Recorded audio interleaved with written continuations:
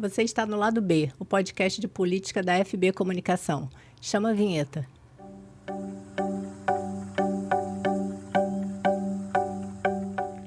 Eu, Alessandra Bastos, junto com Alan Dantas e Chayne Guerreiros, vamos entrevistar hoje João Leão, nosso ex-vice-governador da Bahia. Tudo bem, deputado? Para mim é honra, Alessandra. Para mim é um prazer muito grande estar aqui sendo entrevistado por essa juventude aqui bonita. Você precisa ver Chayne, viu? É uma coisa linda. E a Alessandra, você já conhece, não fica atrás. E o bonitão aqui, esse bonitão maravilhoso, o Alan, e uma figura maravilhosa. Estão às ordens. Pode perguntarem o que quiserem, que eu estou pronto para responder. Bom, assim que é bom. Então, vamos começar pelas próximas eleições e a Prefeitura de Camaçari. Prefeitura de Camaçari, eu estou lá com Tude, que é o nosso candidato. A Prefeitura de Camaçari, ela tem um respaldo muito grande, o prefeito Elinaldo é uma figura maravilhosa. Ainda esta semana foi, na sexta-feira, eu estive em Camaçari, a cidade está linda, linda. A cidade de Camaçari está linda. Eu gostaria que Lauro de Freitas estivesse como Camaçari. Pronto, vou emendar a minha pergunta. Você mudou o seu diretório eleitoral, né? O seu registro de moradia. O título eleitoral. Agora o senhor mora em Lauro de Freitas. Eu sempre morei em Lauro de Freitas. Recentemente o senhor mudou. Não, sempre morei em Lauro de Freitas. Mas mudou recentemente o título. Devolvi. Isso. E voltei. É para ser prefeito? Voltei. Aqui é meu lugar. Não, o que eu voltei é o seguinte. Eu tinha quando eu me elegi prefeito, eu fiz uma carreira de sucessores. Eu fiz Otávio Pimentel, Roberto Muniz e Marcelo Abreu, e depois veio Márcio. Foram 4. Comigo, 5. Foram 20 anos lá do Partido Progressista na prefeitura. Eu comecei pelo PMDB, que na época era MDB. E o que é que me aconteceu? Eu, quando eu terminei o meu mandato, começou de Otávio. E as pessoas queriam que eu voltasse novamente a ser prefeito. E eu, para justificar, para eu dizer que não quero mais ser prefeito, que é aquela velha história, não adianta no nosso grupo político eu ser prefeito, depois prefeito, depois prefeito, depois prefeito. Eu sou muito contra isso. Eu acho que o prefeito bastam 4 anos para ele fazer um bom mandato e passar por um sucessor. Então, o que é que me aconteceu? Eu fiquei realmente certo que não seria prefeito. Para eu dar essa certeza à população, aí eu transferi meu título para Salvador. E agora, como é que está a situação? Agora eu voltei. Para ser candidato? Agora não, ainda não definimos. Nós temos 11 candidatos na nossa base, agora coincidência, né? 11 é o número do nosso partido. E nós temos 11 candidatos do lado da prefeita também. Então, Lauro de Freitas hoje tem 22 candidatos a prefeito. Isso é bom, deputado. Olha, tanta opção assim. Para a população, eu acredito que até seja um bom caminho, né? Para poder vislumbrar. Para você ter uma ideia 11, de quem seria. 22. São 22 candidatos a prefeito no município. E é gente demais. Mas vai ter uma peneira ainda, né, desses candidatos Aí o todos. que é que vai acontecer? Eu disse ainda hoje eu tive uma reunião com uma série de políticos lá de Lauro de Freitas. Eu disse, olha, se não houver unidade, eu serei candidato. Se não houver unidade. Então, vamos. Nós estamos com algumas pesquisas que, modéstia à parte, o meu nome tem sido o nome mais cotado. E tem o nome também de Teobaldo, tem o nome de diversos nomes, tem vereadores. Mas eu acho que Teobaldo não vai disputar, né? Não, o Teobaldo, quem sabe? É igual a mim, parece que Leão também não vai disputar. Mas se não tiver unidade, eu acho que Teobaldo tem um problema técnico. Viu? Não sei, acho que não. Acho que não. Teobaldo tem muita vontade de entrar na política e Teobaldo tem o seguinte, ele já foi candidato, ele perdeu a eleição, bateu na trave, fez um trabalho maravilhoso na campanha e foi pau a pau. E a candidata era Moema, né? Não era a prefeita Moema que venceu o Teobaldo. Então, agora vamos ver. Então, está essa proliferação de candidatos. O que eu acho que nós precisamos agora, nesse momento, é o nosso grupo político, a oposição ao governo da atual prefeita Moema Gramacho. Nós precisamos fazer um plano de trabalho, um projeto de reconstrução da cidade. O que é que este grupo vai fazer? Então, vamos fazer isso, vamos melhorar a saúde. Como? Vamos melhorar desta e desta maneira. Vamos melhorar a educação. Como? Vamos melhorar esta e esta dessa maneira. Vamos melhorar a infraestrutura da cidade, que a cidade hoje está um mar de buracos. Quem passa em Lauro de Freitas vê. Quem anda pela Itinga, quem anda por Portão, quem anda pelos Vilas do Atlântico, quem anda pela Praia de Pitanga, quem anda por Vila Praiana, quem anda por Areia Branca. Areia Branca, Jambeiro, então está uma miséria. A cidade está uma loucura, é um buraco só. É um buraco só. Peço até o governador aproveitar aqui, olhar nas câmaras, pedir ao governador que vá lá dar uma ajuda à Moema, libera uma verba de asfalto para ela passar, dar um banho de asfalto na cidade toda para ver se melhora a performance dos candidatos da prefeita Moema. O senhor falava sobre o governador Jerônimo, inclusive até trazendo um ponto que ele tem defendido a unidade dos grupos para justamente ter candidatura única. Fique tranquilo. Pô, deixa eu quem é muito... É muito acessado. Não tem jeito. É uma coisa impressionante. Pronto, telefone desligado. O senhor falava sobre essa questão da unidade do grupo, que se não tiver unidade, seu nome será ventilado. E é uma coisa que, inclusive, o governador Jerônimo Rodrigues tem defendido nas principais cidades. Como é que está sendo feita essa articulação do PP dentro dos municípios, dos principais municípios? O senhor tem defendido também isso em outros municípios, além de, obviamente, Lauro de Freitas e Camaçari, nos grandes... Eu acho que você, quando está na oposição ou na situação, você tem que ter uma unidade. Quando o prefeito está muito bem na pesquisa, quando o prefeito vai, ele diz, o meu candidato vai ser fulano. Aí todo mundo vai junto com fulano. Quando o prefeito não está bem, todo mundo quer ser candidato, porque vê aí um leque de a mesma coisa, tanto de um lado quanto do outro. Frestas, né?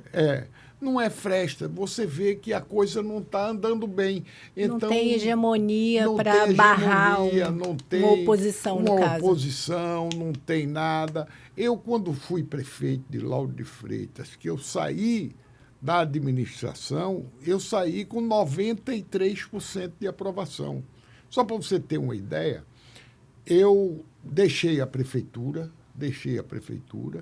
eu tive 17.986 votos para deputado federal. Nós tínhamos 23 mil eleitores, eu tive 17.900. O segundo colocado teve 87 votos. Então, o que era? Eu tinha uma tradição de uma boa administração e o povo chegou e disse, não, vamos votar em Leão. Fui eleito a deputado federal naquela época, foi uma eleição difícil, porque tinha muitos candidatos, era todos os partidos, o partido podia botar o número de candidato que fosse, e como teve grandes nomes que não foram eleitos. Exemplo, Mário Kertes, que era uma grande figura, tinha sido prefeito de Salvador, não foi eleito deputado federal. Então, entendi. Foi agora, uma... Deputado, nesse momento o PP está uma grande farofada, assim, né? Por dizer. Porque está dentro do governo, Inclusive, faz parte também do governo de Moema em alguns aspectos. Aí agora a gente começa a definir para a eleição do ano que vem. Como é que vai ficar nós isso? já fazíamos parte, quando Moema se elegeu no último pleito, o PP marchou junto com Moema. Marchou. Aí houve esse racha do grupo com o governo do Estado. Com o governo do Estado. Aí nós saímos da vinculação com o PP, com o PT. Então, o PP hoje não tem, você tem 3 secretarias. Eu já disse e volto a dizer, para mim, as secretarias estão entregues à prefeita Moema. Se ela quiser continuar, os candidatos, nós temos 3 vereadores que são secretários. Um saiu agora do partido. O Rosalvo saiu.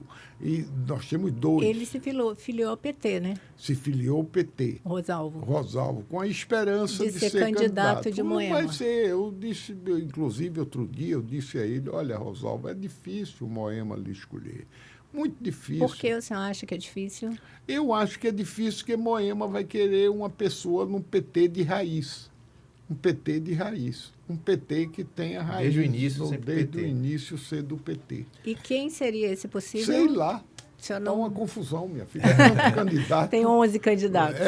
Chuvas e tempestades. Vamos para Brasília um pouquinho. Como é que está esse novo mandato? Você já tinha essa experiência. Como é que está sendo essa nova empreitada lá em Brasília, deputado? Fiquei muito feliz agora. Saiu um resultado aí agora há poucos dias, onde se escolheram as 100 melhores cabeças do Congresso Nacional. Congresso em Foco, né? E ó que Leão estava dentro. Você veja, eu passei 8 anos fora, que era aqui até dar os parabéns para Cacá Leão.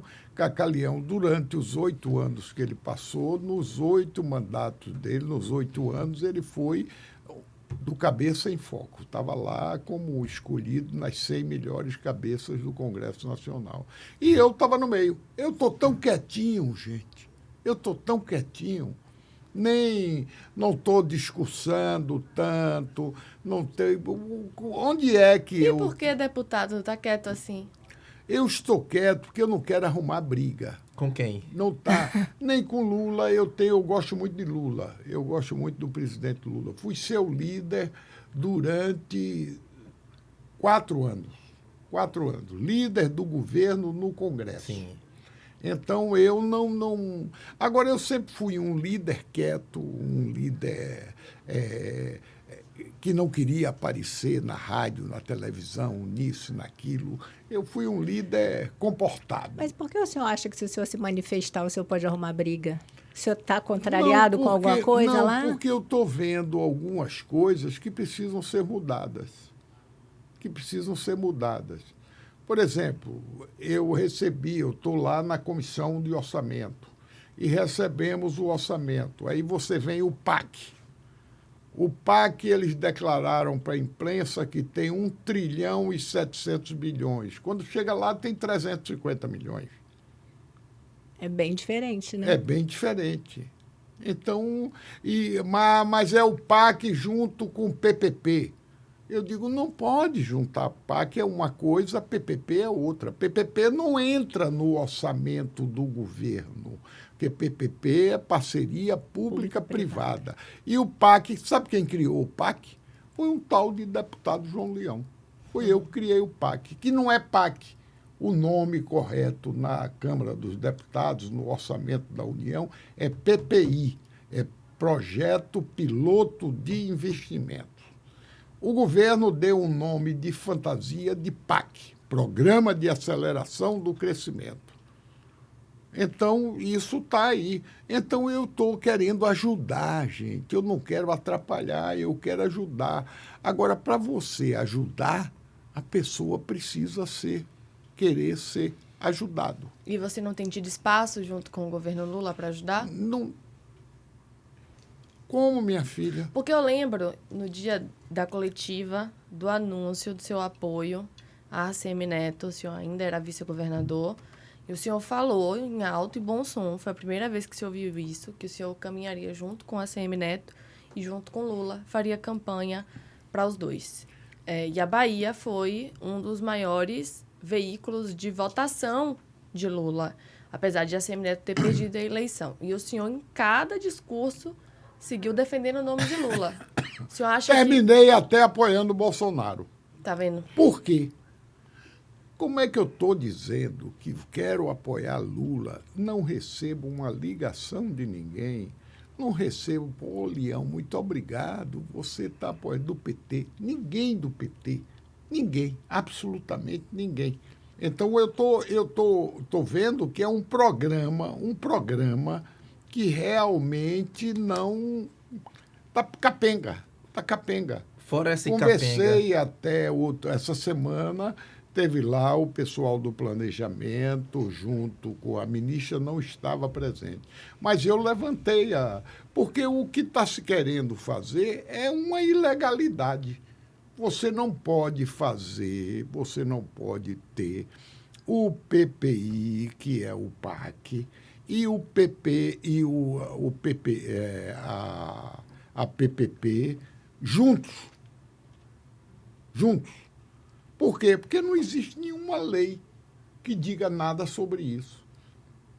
Falei até para o relator nestes dias. Relator, o senhor tem que consertar isso. O senhor fala que não pode andar investimento público com a previsão do privado? Com a previsão de investimento privados. Você não pode misturar as coisas. Senão isso vai dar crime de responsabilidade para o presidente. Você veja como eu estou sendo bonzinho. Como é que o senhor avalia esses primeiros 10 meses do presidente Lula? Eu aproveitando acho já seguinte, que o senhor acha que nesse ponto está capenga. Eu acho o seguinte, o primeiro mandato do presidente Lula foi um. Lula trouxe muita esperança para a sociedade. Muita, mas muita mesmo. Eu me lembro que o Lula, no presidente, era uma esperança, ele trazia uma série de coisas, dialogava, conversava, discutia e tal. Nesse terceiro mandato dele, ao contrário, ele está perdendo aquela esperança que ele trazia durante a eleição. Mas não é muita coisa para reconstruir, não? Não é, não. Ô, minha filha, o que é que o Brasil... Porque na época de FHC, a gente pegou um Brasil que estava subindo para prosperar, né?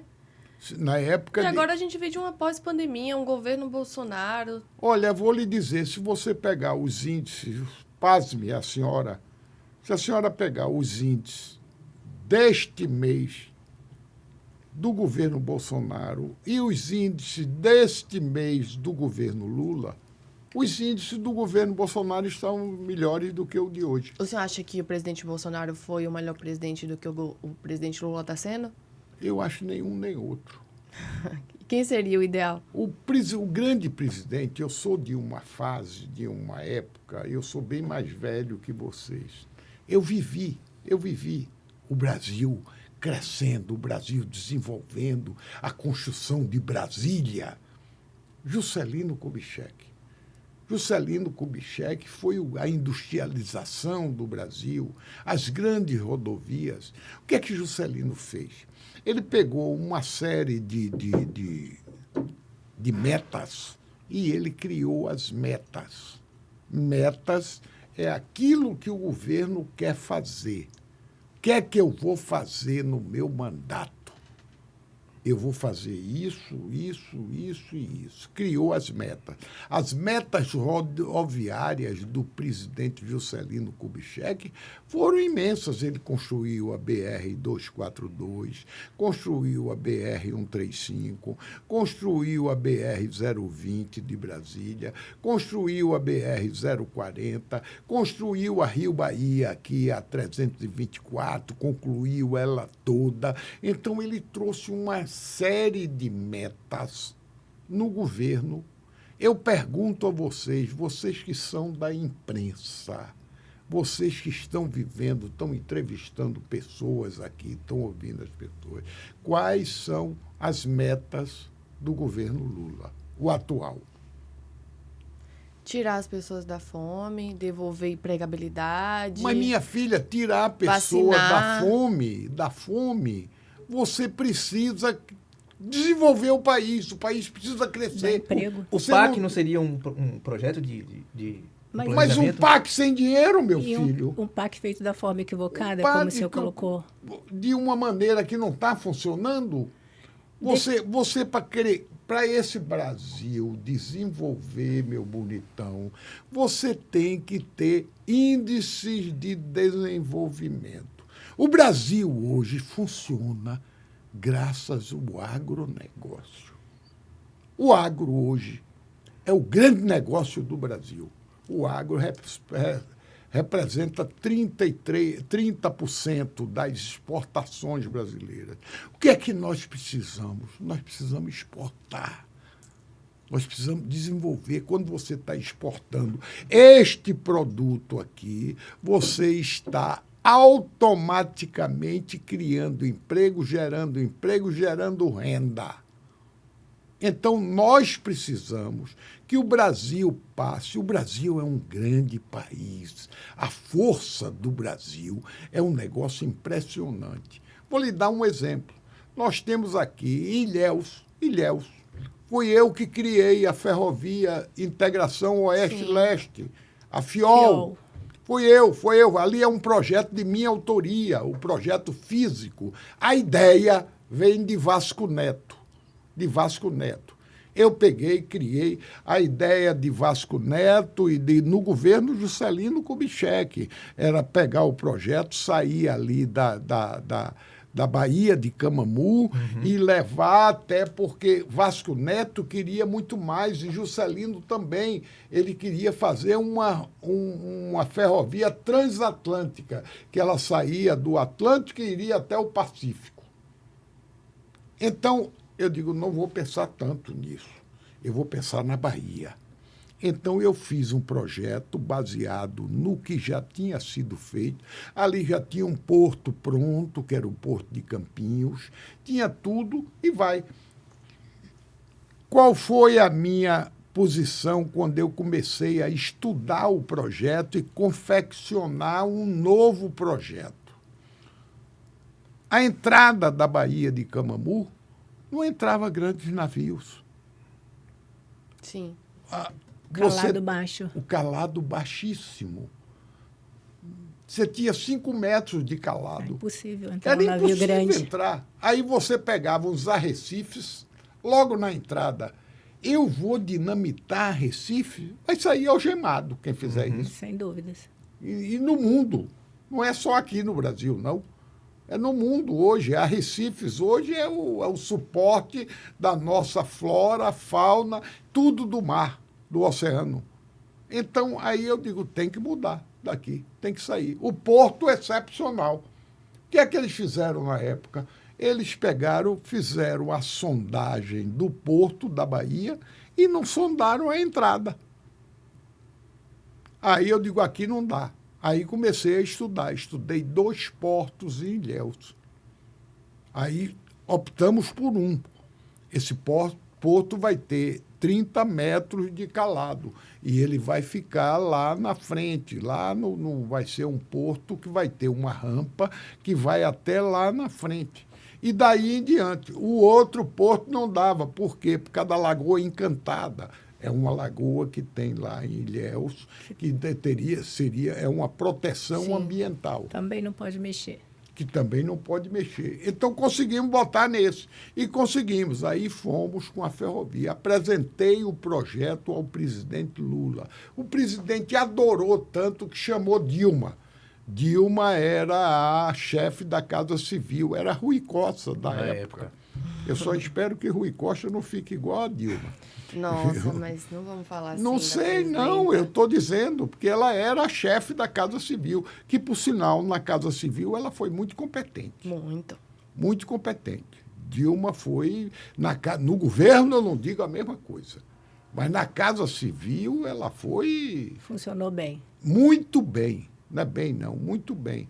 Então, o que é que nos aconteceu? O governo, o presidente determinou, sentei com a presidente Dilma, conversamos, colocamos um gerente de contrato na obra, para ser o responsável pela obra, e começamos a Começou de que maneira vai fazer. Aí a obra começou, foi 4 anos de Lula, 4 anos mais 4 anos de Lula, mais 4 anos de Dilma, mais 2 anos de Dilma, mais 2 anos de Temer, e a obra não funcionava.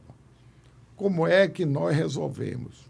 Sentei com o atual governador de São Paulo, Tarcísio de Freitas, que trabalhou comigo na comissão de orçamento.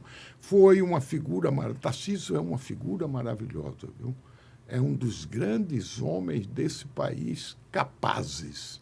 Tarcísio é concursado da Câmara dos Deputados. Ele é do IME, Instituto Militar de Engenharia. Fez a MAN, fez a Academia Militar das Agulhas Negras. E passou em primeiro lugar no concurso da Câmara. Passou em primeiro lugar. Foi trabalhar conosco lá na Comissão de Orçamento. Na Comissão de Orçamento, ele aprendeu a coisa, foi para o DENIT. Foi ser diretor de engenharia do DENIT. No governo Dilma, né? No governo Dilma. De governo Dilma, entrou Temer, ele foi diretor-geral do DENIT. Entrou Bolsonaro, botou ele como ministro da Infraestrutura do Brasil. Uma grande figura, e ele acertou comigo, quando ele era ministro de Bolsonaro, que nós deveríamos fazer uma PPP. A experiência que eu tinha aqui na PPP, em função do trabalho que eu fazia na Secretaria de Planejamento aqui no governo, na Secretaria de Desenvolvimento Econômico e na Secretaria de Infraestrutura, a primeira PPP quem fez no governo fui eu, quando eu era secretário de Infraestrutura do Estado da Bahia. Você vai hoje lá de Lauro de Freitas até o Polo Petroquímico, tudo numa PPP, tudo duplicado. Sabe em quanto tempo eu fiz aquilo? Em 6 meses. Para você ver que é possível o governo fazer as coisas. E com relação à ponte... Era a minha pergunta. O senhor foi responsável, falava, enquanto era secretário e vice-governador. Faltou planejamento? Vai sair, não vai sair? Não, planejamento não faltou, que está tudo pronto. Mas não tem um prego batido? Mas não tem um prego porque você precisa ter o batedor do prego. E o que é que está faltando aqui? Falta bater o prego, meu filho. E quem é o batedor? O batedor do prego é o governador. Mas por que não aconteceu com Wagner, com Rui? O Wagner fez todo o projeto, porque fui eu que fiz. Eu era da CEINFRA. Nós fizemos o projeto. Quando eu vim, que Rui entrou, eu vim para a CEPLAN, Secretaria de Planejamento do Estado. Aí eu concluí o projeto. Saí da CEPLAN, fui para a SDE. Você precisa querer, querido. Então, a ponte não saiu porque Rui Costa não queria? Primeiro, não foi culpa só de Rui Costa. Justiça se faz. Nós tivemos um período de pandemia. Estava tudo certo para começar a obra, chegou a maldita pandemia. Você colocar 7.000 pessoas trabalhando em uma única obra não era correto. Eu mesmo fui um dos que vamos segurar. Quando passou a pandemia, era para ter começado a ponte imediatamente. E não começou? Aí não começou porque ficou uma discussão com os chineses de quanto seria o reajustamento da obra. Que houve o que é reajustamento? Materiais, né? Você tinha um preço na época, antes pandemia, o preço depois de da pandemia, cimento era um, o preço de brita era outro, o preço de ferro era outro. Nós temos aí na engenharia, tem um livro que é o tal da tabela Pini. Você pega a tabela Pini e faz o reajustamento em função dos índices de reajustamento oficiais dos governos, que está lá na tabela Pini, e você faz e dava. Eu fiz esse reajustamento, dava 8 bilhões e 300 e poucos milhões de reais. O governador disse que é 13 bilhões de reais. Então você tem que ter coerência e tem que estudar e tem que sentar e conversar e botar quem sabe aí tocar. O que o senhor está trazendo é importante. O senhor apontou em relatório que eram 8 milhões e o governador disse que eram 8 bi. 8 bi. E o governador disse que eram 13? 13, o De governador Jerônimo. Foi disse isso Jerônimo. em todos os jornais aqui. 13, o governador Jerônimo. O senhor está confiante que essa ponte ainda sai ainda? Ou ficou inviável agora? Rapaz, essa ponte precisa sair. Não é ela sai. Se ela não sair hoje, não sair no governo Jerônimo, ela poderá e deverá sair no próximo, porque não é possível que esse negócio continue da maneira que está. Então, ela sairá no próximo. Por que é que essa ponte precisa sair? Esta ponte, ela dobra, bonitona, a receita do estado da Bahia. Sim. Ela dobra a receita do estado da Bahia. Então, o estado da Bahia precisa realmente se desenvolver. Nós temos um grande problema no estado da Bahia. Nós temos uma área, 3 vezes a área do estado de São Paulo, 3 vezes a área do estado de São Paulo, uma área territorial. Qual é a nossa população? 14 milhões de habitantes. Qual é a população de São Paulo? 35 milhões de habitantes. Onde tem povo, tem renda, tem receita, tem dinheiro. A Bahia precisa, em vez de mandar o seu povo ir trabalhar em São Paulo, a quantidade de baianos que nós temos não é baiano de anel no dedo, são engenheiros, são professores, são pessoas que vão embora para São Paulo que não encontram. Vou lhe dar um exemplo. Roberto Muniz, que é uma das grandes figuras, um dos grandes técnicos, foi senador, foi para São Paulo e está lá em São Paulo trabalhando. Tem tanta gente. Chico Bastos já disse com o Leão, vamos embora para São Paulo, que isso aqui não está dando. Então, São Paulo, o que é que nós precisamos? Ter um governo aqui que trate de desenvolvimento econômico, que bote o Estado para andar, para funcionar, Deputado. o Estado para arrecadar. Não adianta você, o governador outro dia mandou um projeto para a Assembleia Legislativa para aumentar ICMS, o valor. Aumentou. Olha, gente, isso é a coisa mais errada que existe. O que é que nós precisamos?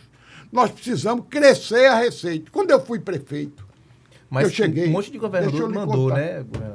Bonitão, tudo não tem muito. conhecimento. Não estou justificando, não. Acho que o aumento para aumentar imposto eu sempre sou contra. Não tem conhecimento do que é economia. Teve governador que, inclusive, na justificativa foi por causa das desonerações que ocorridas no governo passado. Meu filho, isso aí, quando eu fui prefeito, vou lhe contar um. Meu ISS. ISS é a receita do município. Variava de 5% a 10%. Você sabe o que é que eu fiz? No primeiro dia, baixei de 1 a 3%. 1% para as empresas que tiverem mais de 50 funcionários e tivesse sede própria. 2% para quem tivesse uma coisa ou outra. 3% para quem não tivesse coisa nenhuma.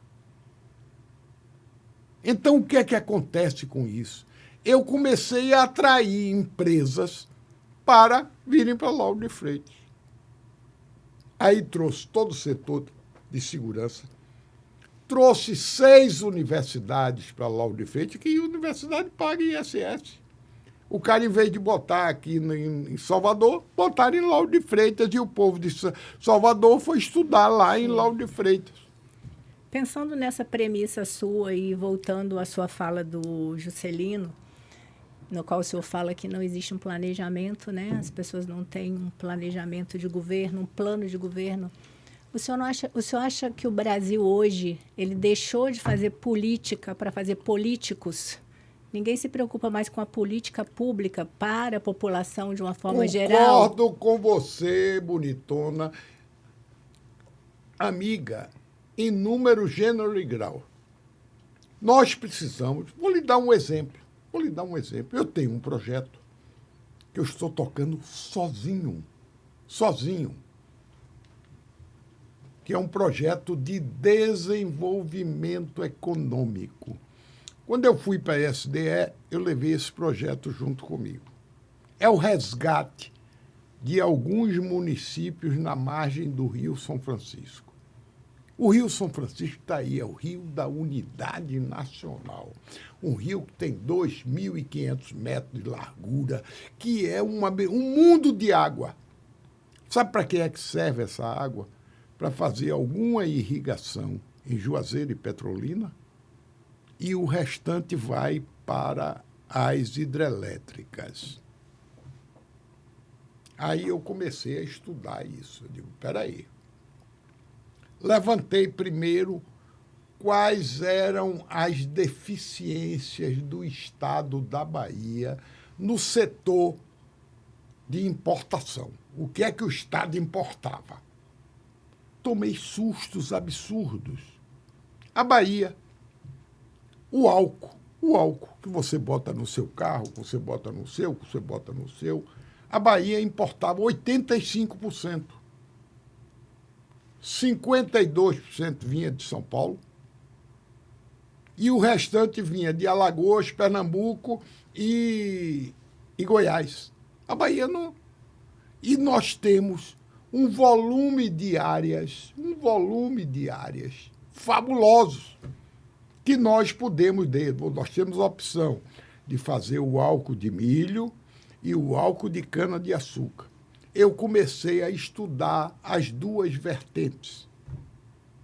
Já alocamos a primeira usina no Médio São Francisco. Está pronta, funcionando. Sabe quanto o Estado gastou naquilo? 0. Comecei a estudar outra de milho, lá em Luiz Eduardo Magalhães e Correntina, 2. A de Correntina já vai começar agora. Tudo. Grupos econômicos que estão aplicando os seus recursos em desenvolvimento econômico para o Estado da Bahia. Comecei a implantar uma série de projetos. Fui na França estudar, sabe o quê? Vinhos. Sabe quantas vinícolas nós tínhamos na Bahia? Umazinha pequenininha. Fui para o Rio Grande do Sul, para Santa Catarina, para Portugal, convidar esse pessoal para vir para cá para ver. Sabe quantas vinícolas nós já implantamos na Bahia? 9. Isso Sabe super bem cotadas, né? Sabe quantas eu estou implantando agora? Mais 34. Perfeito. E outra coisa, quando eu fui à França, eu trouxe as melhores cepas. Cepas, para o nosso companheiro entender, é a muda da uva, a parreira. Então, trouxe 14 variedades de cepas da região de Champagne. Importante. Quando aconteceu isso, nós começamos a distribuir essa cepa. Pasmem os senhores, tenha certeza que a Bahia, Deus nasceu aqui na Bahia. Aí, veja bem, senhorita, a Bahia é a campeã brasileira hoje dos vinhos. Nós tiramos no Copacabana Palace, numa prova às cegas, o primeiro e o segundo lugar.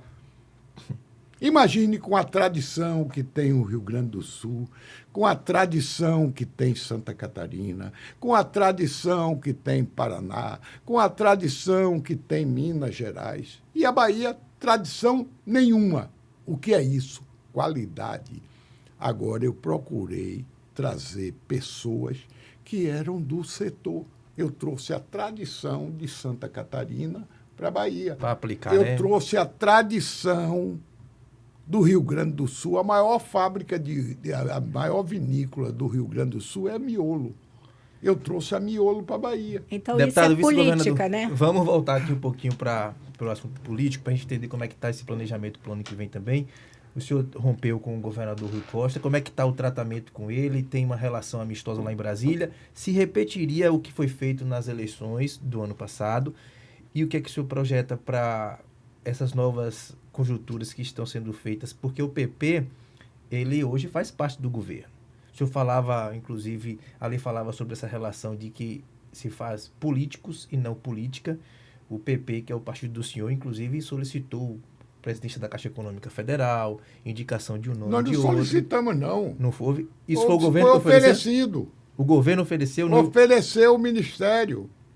Rapaz, o PP tem uma bancada de 49 deputados. Qual é o governo que não quer, bonitão? Ninguém está se oferecendo, não. Então, você acredita que para ter governabilidade, o governo Lula está procurando? Lógico. Eu, se estivesse no Lula, estaria fazendo a mesma coisa. Chamando para conversar, convidando para participar. Governo é governo. O que é que o PP é? O PP, o nome está aí. É um partido progressista. Mas vamos voltar. 2020, o senhor era vice-governador, rompe com o então governador Rui Costa.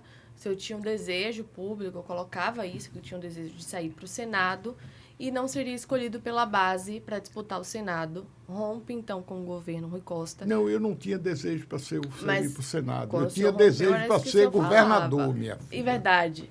Para Que ficar Rui os 9 saísse meses, não é isso? para o senhor assumir. Sim, foi Rui isso. não saiu. Mas foi isso que nós tínhamos combinado, querida. Rui não cumpriu o Se eu acordo. quisesse Wagner. ir para o Senado, eu teria. A vaga de coronel era minha.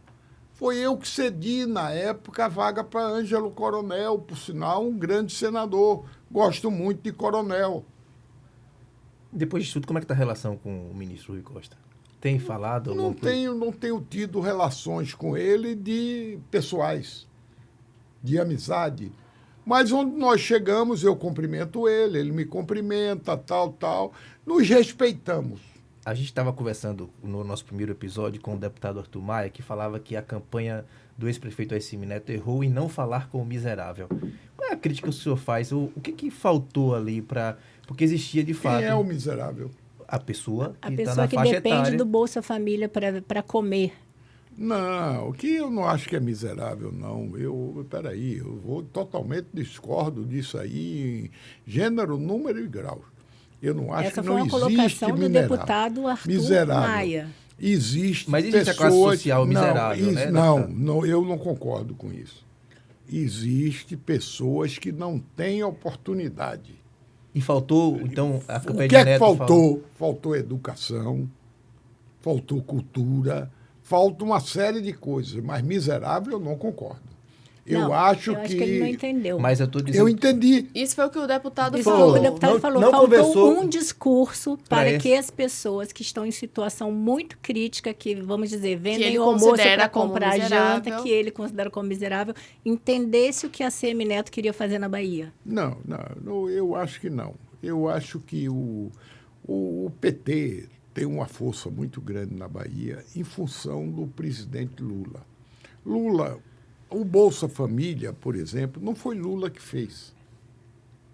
Vou deixar até vocês aqui com... Quem fez o Bolsa Família? Sabe quem foi? FHC. Não, Ruth não, Não, foi Eduardo Suplicy. não, senhor. não foi a primeira-dama? Não, senhora.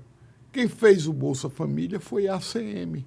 Aquilo é um projeto de Antônio Carlos Magalhães. Eu vivi isso na Não foi o Câmara. deputado de renda mínima da Não, Suplicy? esse Eduardo Suplicy veio com isso depois do projeto de ACM, Ah, então, que eles quem queriam tem história desbancar a sabe. ACM.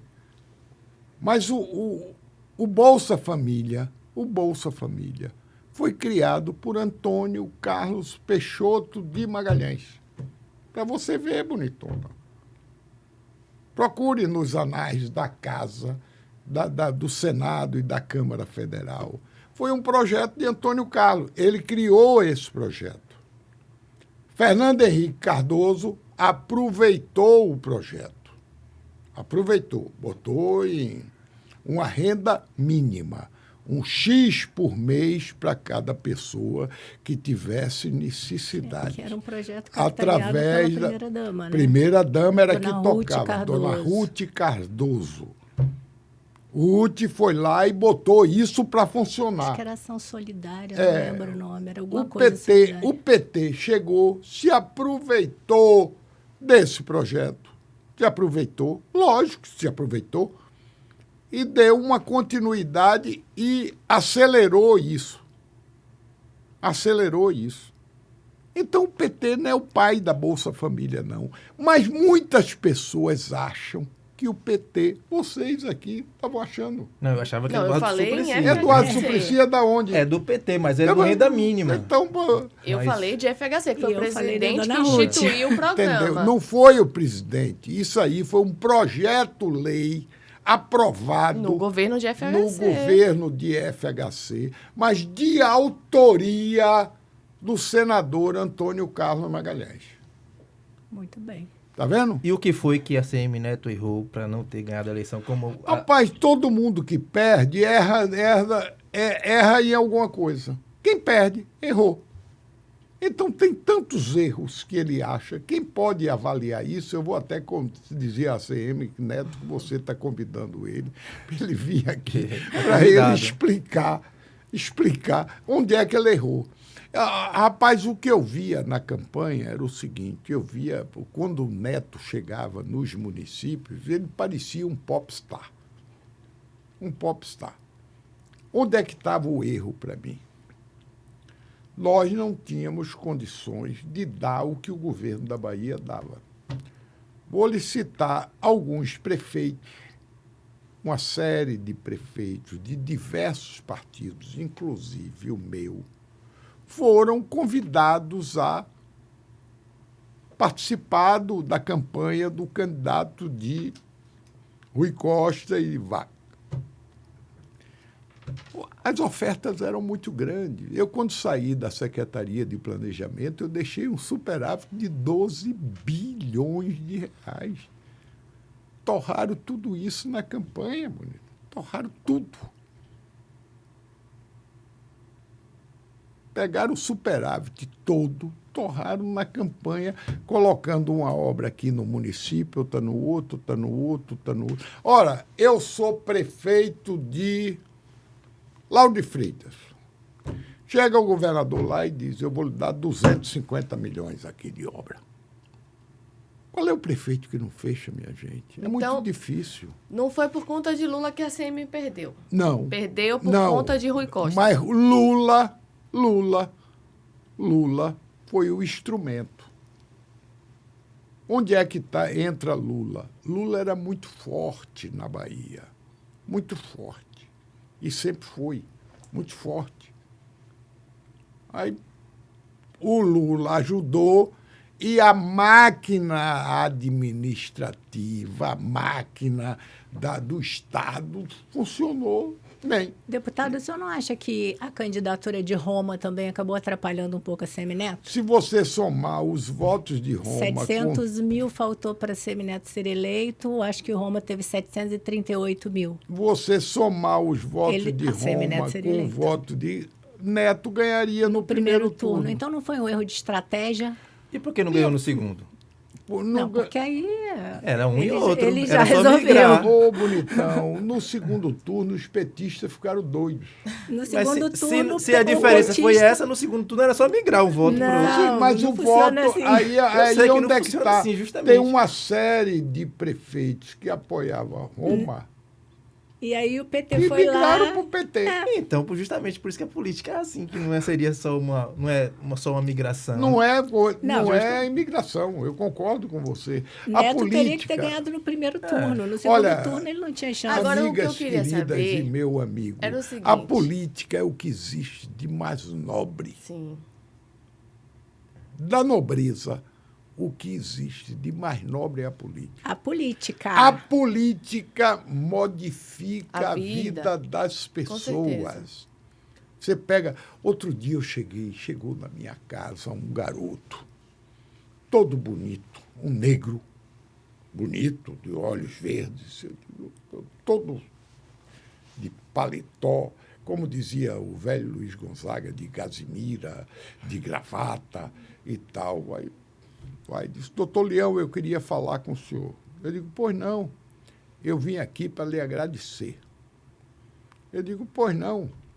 Ele disse, agora eu queria chamar minha mulher ali no carro e meu filho que está lá. Eu digo, vá lá. Enquanto isso, eu vou atendendo o outro. Porque dia de sábado eu saio atendendo pela ordem de chegada. Quando ele chegou, eu digo, você, pelo que me disseram aqui, você é o quinto. Já reclamaram que você queria entrar, mas um negro arrumado. Aí ele chega para mim e diz, na hora que eu atendi ele disse, doutor Leão, eu vim aqui agradecer, porque tudo que eu tenho na vida, eu devo ao senhor. Mas deve por quê, querido? Ele disse, porque minha mãe esteve comigo. Eu estava metido numa gangue na Itinga. E minha mãe lhe pediu, contou o que eu estava fazendo, e lhe pediu para o senhor me botar na escola de cadetes mirins. O que é a escola de cadetes mirins? Era uma escola de cidadania.